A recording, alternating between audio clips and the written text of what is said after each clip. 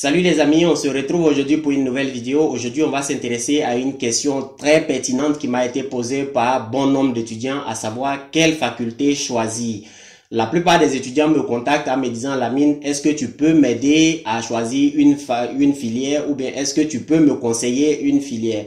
En général, je réponds à cette question que ce n'est pas à moi de choisir une filière pour un étudiant.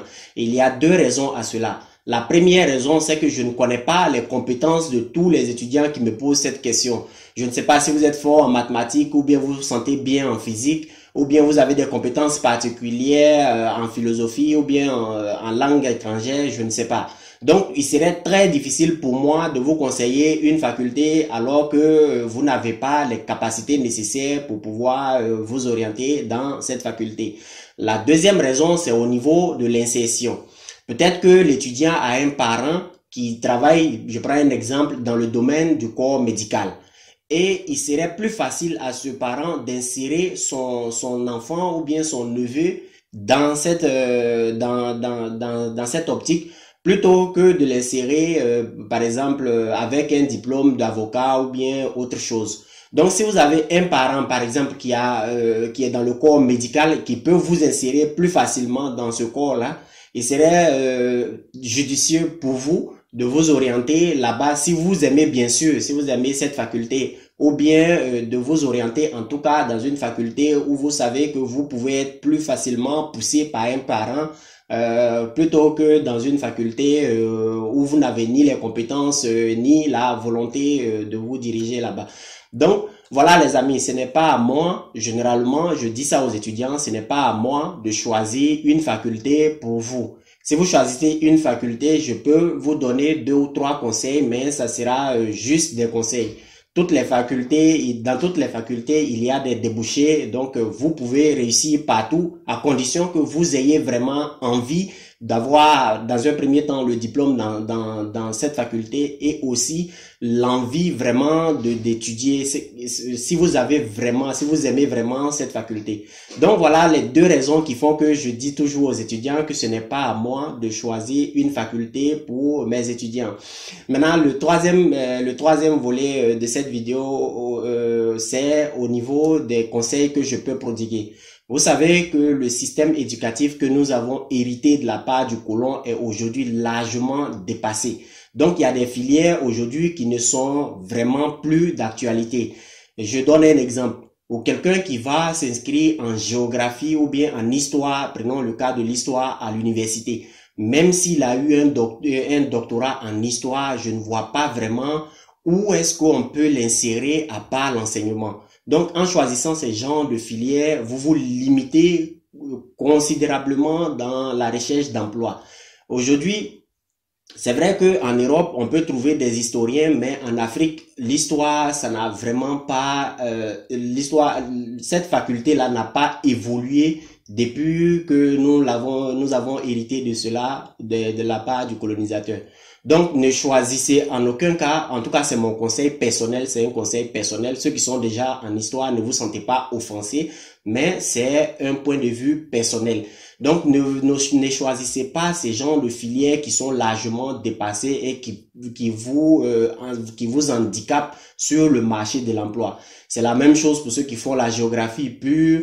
Et non seulement, ce n'est pas seulement ces matières, mais il y a aussi la science aujourd'hui qui n'a pas su évoluer en fonction des besoins de la société. Je parle par exemple de la faculté de physique-chimie à l'université. La théorie a pris le pas sur la pratique. Ça fait que aujourd'hui, les étudiants finissent le diplôme avec en tout cas un minimum, en tout cas ils finissent sans pratique. Sans avoir une pratique. La théorie aujourd'hui prend le pas sur la pratique. Donc si vous finissez en tant qu'un physicien aujourd'hui, théoricien, à part l'enseignement, je ne vois pas vraiment où vous pouvez vous orienter encore. Donc c'est le cas des mathématiques pures également, ceux qui ont choisi les mathématiques. Aujourd'hui, c'est plus la théorie que la pratique. Donc, ce sont des filières en général qui vous handicapent. Maintenant, ce que moi, je peux vous conseiller, c'est de vous orienter dans le domaine professionnel. Je l'ai dit dans plusieurs vidéos et je le redis encore dans cette vidéo. Choisissez des matières ou bien des filières dans le domaine professionnel. Si, par exemple, je vous donne un exemple. Aujourd'hui, l'architecture était il y a 50 ans d'actualité et l'architecture aujourd'hui de nos jours est toujours d'actualité.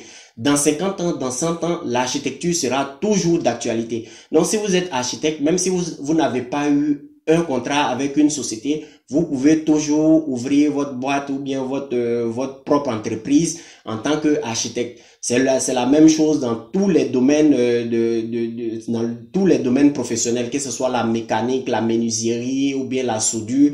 Tout ça, si vous n'avez pas eu d'entreprise, vous pouvez à tout moment vous-même ouvrir une entreprise pour vous et travailler à votre propre compte. Et c'est ce qui est aujourd'hui à la mode. Plusieurs jeunes aujourd'hui commencent à se lancer dans ce domaine, dans le domaine dans le domaine professionnel, où vous pouvez à la fin de vos études faire réaliser quelque chose pour vous-même. Mais si vous partez vous inscrire en philosophie, par exemple, vous n'aurez aucune chance, en tout cas, d'avoir en tout cas, la probabilité pour vous d'avoir un travail est très réduite, les amis. Donc, je vous conseille, c'est mon conseil personnel, ne vous orientez plus dans ces filières classiques qui sont aujourd'hui dépassées. La filière n'a pas pu s'adapter à l'évolution, à la demande de la société. Ce sont des filières aujourd'hui qui ne sont plus d'actualité. L'actualité aujourd'hui, c'est l'ingénierie, c'est l'informatique, c'est en tout cas tous les domaines professionnels où vous pouvez facilement avoir un travail. Et même si vous n'avez pas eu un travail, vous pouvez toujours ouvrir une entreprise pour vous-même.